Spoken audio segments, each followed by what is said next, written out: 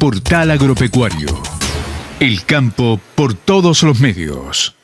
Nuevo contacto de Portal Agropecuario y en este caso nos volvemos a contactar con la licenciada Iris Speroni porque muchas de las cuestiones de las cuales hoy se viene hablando tienen íntimamente relación hoy con la economía, con la política y con lo que se viene en casi poco más de 30 días para la Argentina y fundamentalmente tratando de entender algunas de las cuestiones que cada uno de los candidatos puede proponer para la solución de la Argentina. ¿Cómo le va, Iris? Hola, ¿qué tal? Saludos, saludos a la audiencia. Bueno, un gusto de volver a tomar contacto con usted y Lo mismo queriendo digo. conocer un poquito en su rol de economista, cómo ve las plataformas, si realmente hay plataformas ya planteadas de los distintos candidatos, cuáles serían y cuáles de pronto a su visión pueden ser las más acertadas o las más atinadas en función de lo que le está pasando hoy a la Argentina, ¿no? Bueno, lo último no me atrevo a recomendar nada a nadie porque somos todos grandes y cada uno sabrá lo que quiere hacer y por dónde le aprieta el zapato y cuáles son sus preferencias. Y uno no puede meterse en la cabeza del otro y decir, para usted lo mejor es tal cosa, porque uno desconoce la realidad del que escucha. Pero sí podemos hacer un breve repaso de, de lo que más o menos cada uno hasta la fecha está mostrando, que además en general es bastante poco lo que están mostrando. Voy a empezar por el oficialismo, porque es el oficialismo. Supuestamente a Massa lo pusieron en ese cargo para que termine con la inflación y ya no sé si hace un año o va a cumplir un año y lejos de eso la situación se agravó por la simple razón de que siguieron haciendo lo mismo. Entonces cuando uno hace lo mismo lo único que hay es una posibilidad de aceleración de los mismos efectos, los cuales hemos hablado nosotros dos hasta el hartazgo y usted está aburrido, yo estoy aburrida, la audiencia está aburrida. Pero la verdad es que si uno hace lo mismo, lo único que hace es acelerar los efectos, o sea, agrandarlos y acelerarlos, porque se van acumulando. Así que se acumula la inflación, se acumula la deuda. Ayer estaba revisando la deuda del primer trimestre, a marzo, que es la que tiene publicada el ministerio, y en lo que va del gobierno de este hombre Alberto Fernández, aumentó la deuda en 70.000 millones de dólares. Entonces, bueno, muchachos, paren. Bueno, ¿qué propone el oficialismo a futuro? Lo mismo. O sea, es la continuidad de lo que viene pasando, que es, nosotros ya lo hablamos, Macri fue la continuación de la política financiera monetaria del segundo gobierno de Cristina Fernández, que fue distinto al primero. El gobierno cambió mucho desde la muerte de Néstor Kirchner. Macri fue una continuación lineal de absolutamente todo, y Alberto Fernández fue la continuación lineal de Macri. Así que lo que está proponiendo el oficialismo es 4 años de lo mismo, es decir, que los 11 años que tenemos de aumento de la desocupación, precarización laboral, es decir, tener la mitad de la fuerza laboral fuera del trabajo formal, estancamiento económico, retraso de exportaciones, retraso cambiario y mayor endeudamiento, bueno, 4 años más de eso.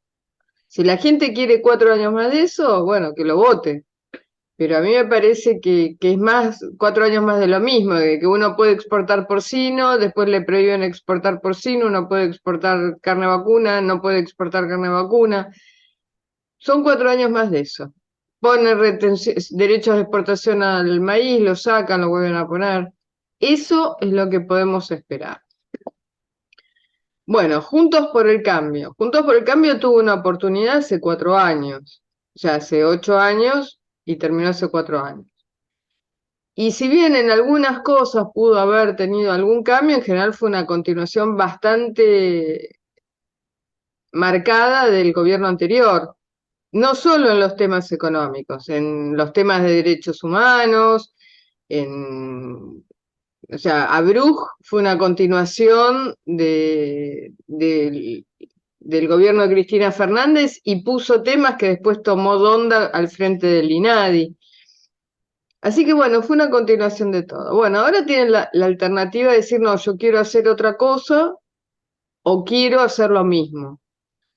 Por lo que vienen diciendo, la idea es seguir con lo mismo, seguir con el cepo porque no se puede sacar, seguir con la emisión, seguir con las LELIQs. Y ese combo monetario, porque uno dice, bueno, son todas políticas monetarias, pero toda esa política monetaria que es un clúster, digamos, es un conjunto de medidas que son coordinadas entre sí y que hacen muy rico a 10 personas, es lo que nos está empobreciendo a todos, a millones de argentinos. Y a mí lo que me subleva, y lo digo desde el fondo del corazón, es que nadie marque la relación entre esas políticas públicas y que tengamos millones de personas que ganan $150 por mes. No llegamos hasta acá de casualidad, llegamos por un conjunto de políticas públicas y tenemos uno de los salarios más bajos de América Latina en uno de los países más ricos de América Latina. Y la diferencia se la robaron toda y se la robaron en un acuerdo entre funcionarios públicos y sectores privados para favorecer a determinados privados. Supongo que premiando por su actitud traidora a los funcionarios públicos que toman esa medida. Pero es un conjunto de medidas públicas que nadie quiere tocar, porque evidentemente hace mucha plata con todo esto. Y suena raro que nadie lo diga. La verdad es que suena muy raro. Hubo una solicitada de 200 economistas y que viven en la televisión. Y nunca nadie dice que es un robo la diferencia de cambio, nunca nadie dice que se pagan más de 100 millones de dólares por día de intereses del ELIX y que todo eso es lo que hace que los jubilados no coman. La verdad es que hay que tener una deshonestidad intelectual importante para tener ese tipo de conductas, porque aunque sean economistas que viven de eso, pues son los asesores de los bancos, son los asesores de las empresas que o trabajan para una fundación que recibe plata de determinadas empresas, realmente hay que tener cara de piedra para ser cómplice del despojo a millones de compatriotas. Perdón, es que estoy muy indignada. Bueno, sigamos con la gente. Schiaretti ha tenido como gobernador una política de apoyo de la producción. No sé si su gobernación ha sido buena o mala, porque en Buenos Aires es muy fácil opinar sobre el resto. A mí no me gusta cuando desde la capital dicen porque tal provincia es un feudo o lo que sea, porque desde lejos somos todos vivos. Pero es evidente que la producción de Córdoba es muy importante para todo el país, que tiene una combinación muy interesante de producción agropecuaria e industrialización, que los ministros de producción, de agro, han apoyado toda una serie de producciones, y tiene esa mirada de que es bueno producir y es bueno que la gente tenga trabajo. Y hay que pensar que Córdoba se maneja con un montón de problemas que a las cuales la somete el poder central, que nosotros dos hemos hablado mucho. El tipo de cambio les roba parte a los cordobeses de sus exportaciones. Por ejemplo, el complejo de Maní exporta 1.000 millones de dólares, de los cuales 500 queda como barrera, como peaje en el Banco Central, y después recién los otros 500 millones de dólares llegan a Córdoba y ahí se reparten entre los productores de maní, los comercializadores, el camionero que lleva el maní a la planta, los trabajadores, no sé, los empleados administrativos de las producciones, los fiscos municipales y provinciales. Pero todo lo que se reparte son 500 millones de dólares restantes porque el Banco Central les roba 500 millones de dólares, más lo que le haya robado a la aduana a lo largo de los años. Entonces,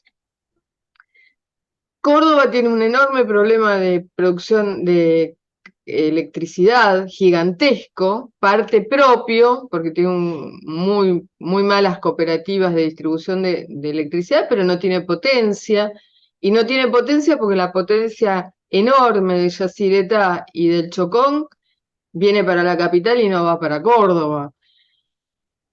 Entonces, o sea, tienen electricidad pero no tienen potencia, o no la que necesitan. Es decir, lo que quiero decir es que Córdoba ha crecido a pesar de los enormes obstáculos que el poder central le pone a Córdoba. Así que eso es meritorio. Y entiendo que Schiaretti quiere llevar su modelo desarrollista, por lo que ello signifique, al país.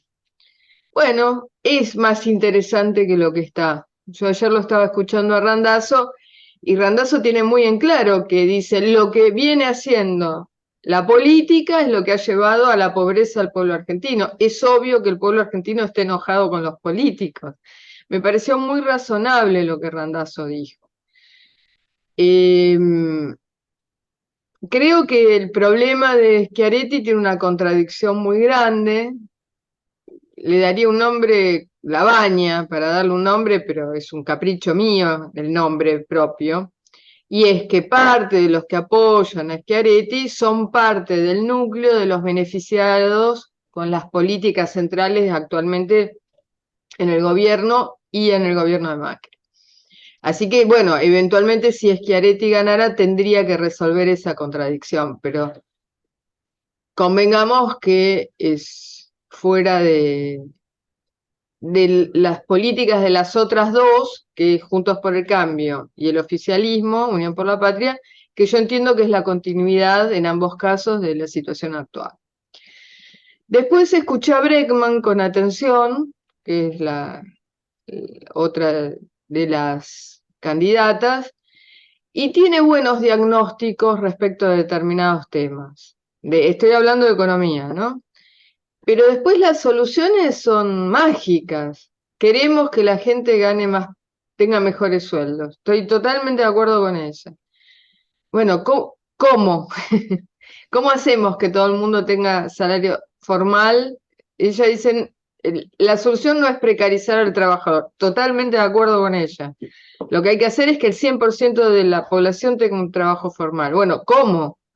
Pues dice, no, bajar a 6 horas la jornada de trabajo. Bueno, pero entonces yo estoy subiendo el costo laboral para el empleador. ¿Cómo se traduce eso en más trabajo? Ahí me parece que todo lo que tiene que ver con... Y vuelvo a repetir, la izquierda, que yo siempre creo que es cómplice de lo que está pasando, por supuesto, ni una palabra de las LELIQs, ni una palabra de los derechos de exportación, ni una palabra del diferencial cambiario del cual se apropia el Banco Central para dárselos a los amigos del poder, porque siempre parece que la izquierda habla de generalidades, pero de las cosas concretas que hacen a las transferencias fenomenales de riqueza de unos argentinos a otros, la izquierda nunca habla. Bueno, y queda por último el candidato Milei, la dupla Milei-Villarruel. Por lo pronto, dice, con otras palabras, lo mismo que dice Randazzo. Estamos mal, y estamos mal no por acción divina, no tuvimos un terremoto. Fueron políticas coordinadas, cohesionadas, coherentes, sostenidas en el tiempo por todos los políticos para llevarnos al lugar que estamos ahora. Es decir, que los responsables de que nosotros, que haya gente que gane $170 y que haya gente que no puede comer 4 comidas diarias, tienen nombre y apellido y son todos los responsables por lo menos de los últimos 12 años. Así que eso para mí decirlo es un paso gigantesco. Y el otro tema, el candidato Milei en temas económicos, porque él sabe de finanzas, que es un subgrupo de la economía. Por ejemplo, a mí me gusta más la economía de lo real, de las cosas que se hacen, no la política monetaria. Él sabe de política monetaria. Él sí identifica como dos grandes problemas el diferencial de tipo de cambio, las LELIQs, cuando él dice dinamitemos el Banco Central, lo que está diciendo es hay que dejar de pagar intereses por LELIQs y entender que la presión impositiva es insoportable. Después están las soluciones que él plantea para esos problemas, pero por lo menos es el único que dice estos son problemas gravísimos que los tenemos que solucionar de alguna forma u otra. Y a mí eso me parece como un paso diferente respecto del resto. Después, Ahora, las sí. soluciones veremos, ¿no? Pero Sí, seguro. Lo que pasa es que yo me planteo lo siguiente, ¿no? A mí me cuesta creer, eh, yo no creo en las encuestas, pero me cuesta creer que si bien a más ahora la publicidad dice que lo trajeron no para combatir la inflación, sino porque gracias a él lo que nos pasó a los argentinos fue menos duro y lo muestran como que realmente tuvo un gran éxito porque si no hubiéramos explotado por los aires. Me cuesta creer que Massa vaya a entrar en una segunda vuelta, porque digo, no, pues si hay 70% de los argentinos que no quieren este gobierno y de hecho en las provincias se viene manifestando, me cuesta creer que Massa iría a una segunda vuelta, en este caso podría ser con Milei. Ahora sí tengo claro que en una segunda vuelta Milei y supuestamente Massa, los sectores de Juntos por el Cambio se estarían inclinando por Milei y no por Massa, porque supuestamente lo que se ha venido hablando es que lo que se quiere es terminar con esta etapa del kirchnerismo, ¿no? no, bueno, pero no, yo no estoy tan seguro. Esto es Porque futurología, digamos, no sé quién va a ir al balotaje, si va a haber balotaje. Yo no es mi área de conocimiento, la parte política, pero a mí me parece que Juntos por el Cambio ha sido socio del Frente de todos estos años y lo he expuesto punto por punto en qué han sido la continuidad absoluta en muchos temas. En particular, en que desde que asumió Dualde hasta hoy, es decir, en todo lo que va del siglo XXI, y antes también, porque de la Rúa también, el Banco Central estuvo en poder de la Unión Cívica Radical de la capital, al punto tal que les había quedado del gobierno anterior a Pou, que le estaba exigiendo al BAPRO que cumpliera con determinados requisitos técnicos como banco, cuando el BAPRO estaba en poder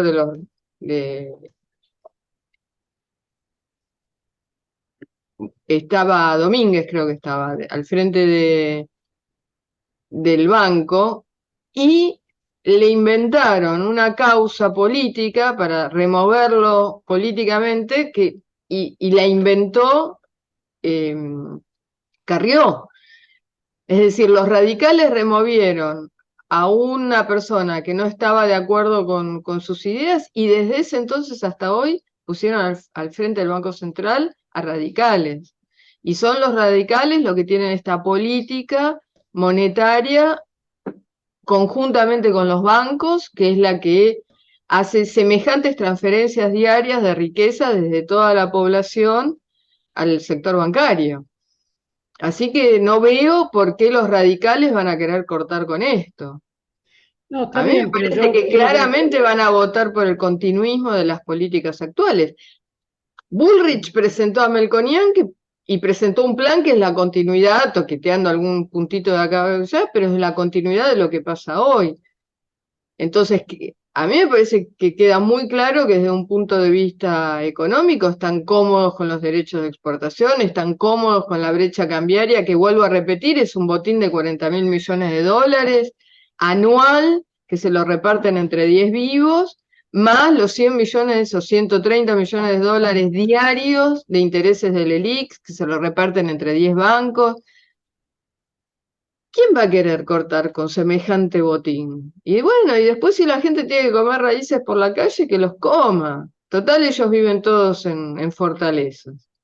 No, está bien. Yo lo que digo es que desde el punto de vista de lo que es la materia suya, que es la economía, por más que Juntos por el Cambio en una segunda vuelta, eh, que no estuviera en una segunda vuelta y tuviera que optar por Milei o por el kirchnerismo, una cosa es lo que pueda opinar la dirigencia y otra cosa es lo que viene opinando en la población común, que evidentemente está harta y cansada de estar pasando lo que está pasando. Con lo cual, me parece que una cosa es lo que pueda opinar la dirigencia y otra cosa es lo que pueda opinar la gente en el momento de ir a votar. Eso sin lugar a dudas, como lo demostró la última elección, donde números puestos perdieron, las internas y otras cosas. Nadie pensaba que lo que pasó en Santa Cruz, por ejemplo, pero ni para gobernador ni para candidato a presidente. Pero más allá de que la gente vota como quiere, gracias a Dios, y no siempre le hace caso a sus dirigentes, también es cierto que la base de votos radical, ¿no? La dirigencia radical quiere el status quo. Y no, yo creo que si tienen que votar por Unión por la Patria, lo van a hacer. No por nada, todas las leyes de Unión por la Patria salieron casi todas por unanimidad con el apoyo de Juntos por el Cambio. No, no, no debemos minimizar eh, que son la misma cosa, que se hacen que se pelean, pero no se pelean. Y uno lo ve cuando agarra cualquier ley y uno ve cómo votaron todos. Y votan juntos el 98% de las leyes. Es un problema. Ahora, desde el punto de vista económico, las medidas que quizá quiere impulsar mi ley, ¿no van a necesitar un acuerdo legislativo más allá de, de lo que pueda pasar? ¿Por qué dice que no? Porque la gran parte del corpus legal con el cual nos estamos manejando ahora es todo por decreto. Desde que se empezó a manejar por decreto Néstor Kirchner, toda la estructura legal de soporte de la situación actual es por decreto. No hay ninguna ley que diga que el Banco Central tiene que pagar la mitad el dólar. De hecho, está en contra de cuanta ley existe y de la Constitución. No hay ley que diga que hay que pagar 100 millones de dólares diarios por intereses del ELIX. No hay ley que diga que hay que tener inflación porque es la manera de que algunos se apropian de la riqueza del bolsillo de los trabajadores.